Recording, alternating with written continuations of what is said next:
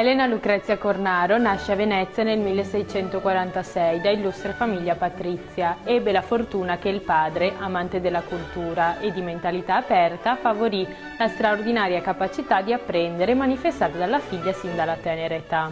A 22 anni conosce greco, latino, francese, inglese e spagnolo ed è in grado di dissertare di matematica o filosofia passando indifferentemente da una lingua all'altra.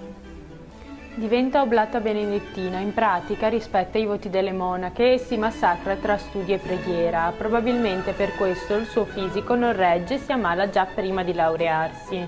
La fama della giovane si sparse fuori dai confini della Serenissima e i dotti di tutta Europa accorrevano a Venezia per sentirla. Si laurea in filosofia a Padova nel 1678. Avrebbe voluto ottenere la laurea in teologia, ma il vescovo si oppose. Una donna non potrebbe mai insegnare la dottrina di Cristo, lo ha scritto San Paolo, e quindi dopo lunghe trattative si ripiega sulla più neutra filosofia.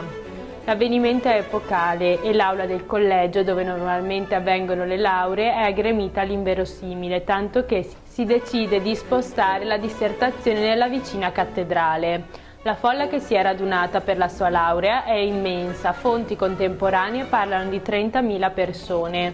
Diventa una gloria per l'Università di Padova e per la Serenissima Repubblica di Venezia.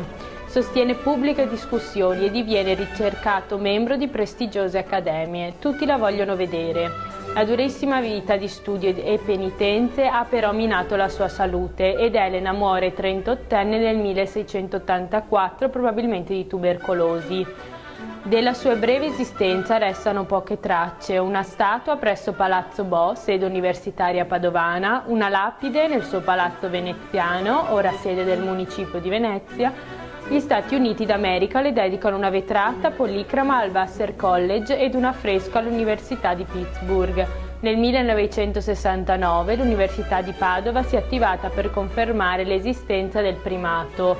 È stata fonte di ispirazione per un romanzo e per un'opera teatrale. Meriterebbe essere nel Pantheon degli italiani illustri, invece il suo nome viene ricordato in Italia solo in 3 strade, una di queste nella periferia di Padova, mentre una scuola elementare di Cittadella porta il suo nome. È presente al Museo Bonfanti Weimar e nell'Enciclopedia del motorismo, mobilità ed ingegno veneto.